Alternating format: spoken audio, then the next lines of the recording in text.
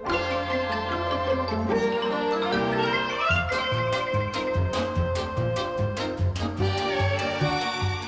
everybody, it's Chris E. It's Wootini from the late lamented gaygamer.net, here with another weekly video podcast. The first thing I want to do is talk about some of the stuff coming out of San Diego Comic-Con. DC had a big showing with a lot of their movie trailers and such, and I have to say that I am cautiously optimistic about this Wonder Woman movie. It's set in World War I. I would prefer World War II, but I see why they'd want to do World War I. It's something different. Fine. It's a little gray, but it's war, so okay. But it sort of feels like it's this gray world at war, and then Wonder Woman has some color to her costume. It does appear to have a little more color than it did in Batman vs. Superman, so fingers crossed that it won't be quite so dark and gray and grim and colorless like the Zack Snyder movies have been. The trailer itself, I have to say, I was slightly underwhelmed by. Like, I was really excited for it, and then I felt slightly let down because it wasn't as awesome as I was hoping. And I don't know if that's just because they, they're still shooting it, so they don't have a lot of footage, so they can't do, like, a real trailer where they're like, this is the story, and these are these are some really great moments in it. They were just sort of like, here's some of what we have already.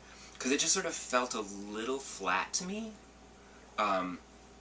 Like, all the stuff with Steve Trevor was, like, super boring, and he has, like, no personality, and I'm just like, bleh.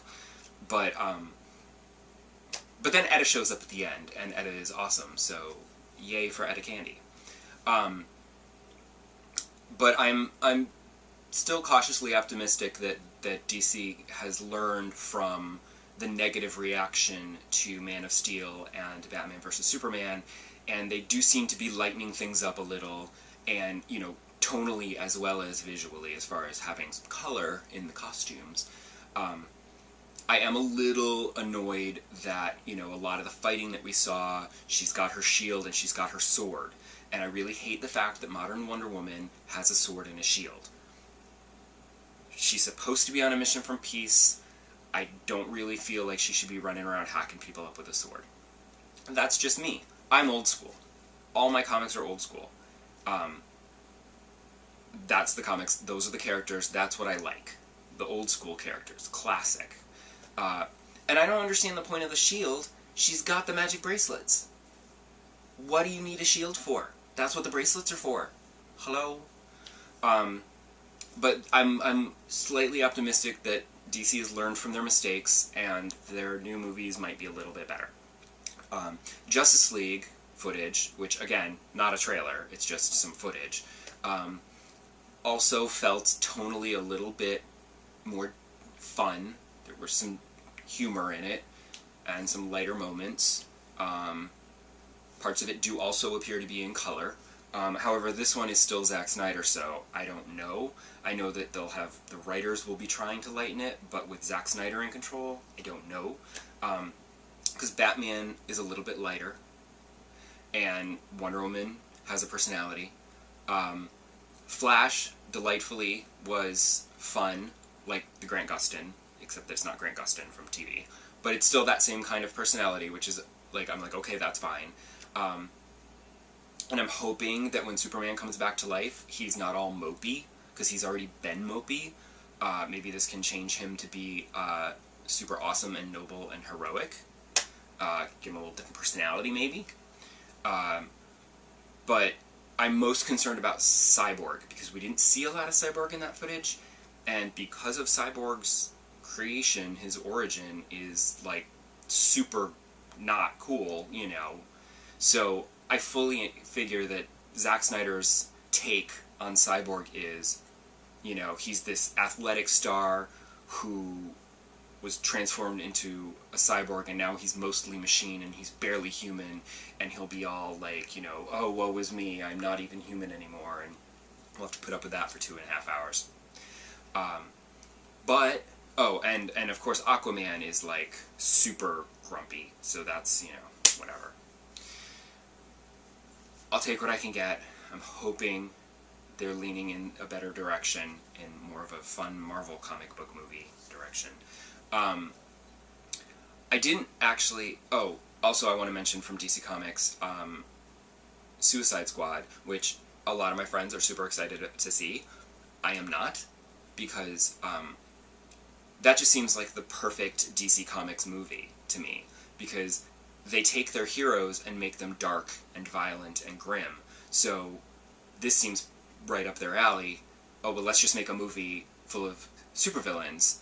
That way it's perfectly fine for them to be grim and super violent and kill people. And yay, you know. And I'm just like, that's not the kind of movie I want to see. I know they've added all this humor to it, and it's going to be all this dark humor and stuff, but that's totally a Netflix for me. Sorry. Not going to theater for that. Maybe with a free ticket, but, you know, Netflix. The Marvel trailers I didn't actually look at. I know they showed some Thor footage. I haven't seen that yet, but I know I did not want to see the Doctor Strange trailer because I'm already psyched for that. And I also only like to see the first teaser trailer for a movie, because they tend not to spoil too much. The follow-up trailers, they tend to be like 4 minutes long and show you everything, including the end of the film. So I will avoid everything for him now. No more Doctor Strange trailers. I only watch first trailers. If I want to see a movie. If I don't care about the movie, then I'll watch whatever.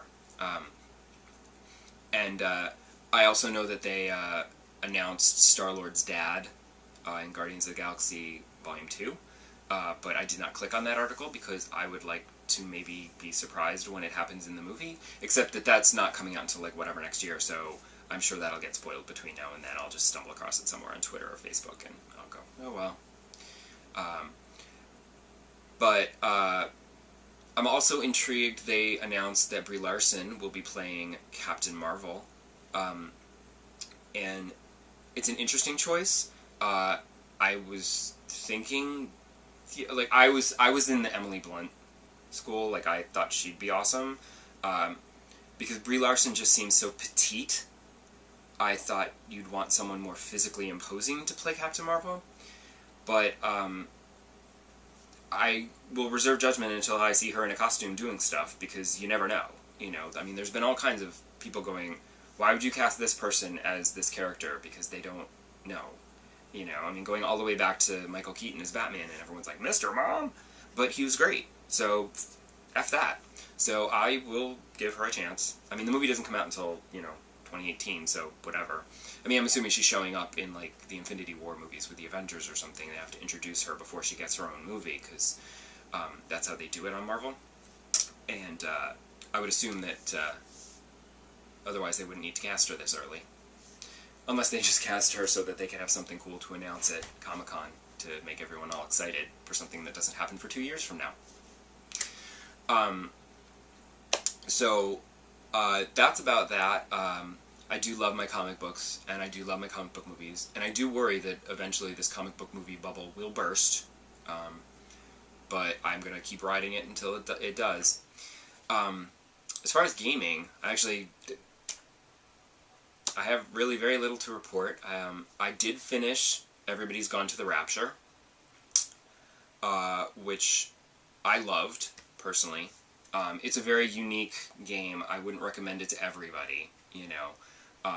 I know a lot of people complain that it's a walking simulator, but the village you're walking around is super gorgeous, and it's wonderful. And like I said last week, I would have preferred a little bit of, a little more interaction with the world, but the way the story played out, with the little flashbacks of light people having their dialogue, and it fills in little pieces of the stories and the characters, and you get to know them, and there was one moment where I did actually cry, like I said last week. The ending, I didn't cry at the actual ending, because by then, like, all the pieces that you'd collected, you know, of the story, like, so at the end of the story, like, you knew what was happening, and so it wasn't like there was a big moment of, oh my god, that's so tragic, and then you would cry or something.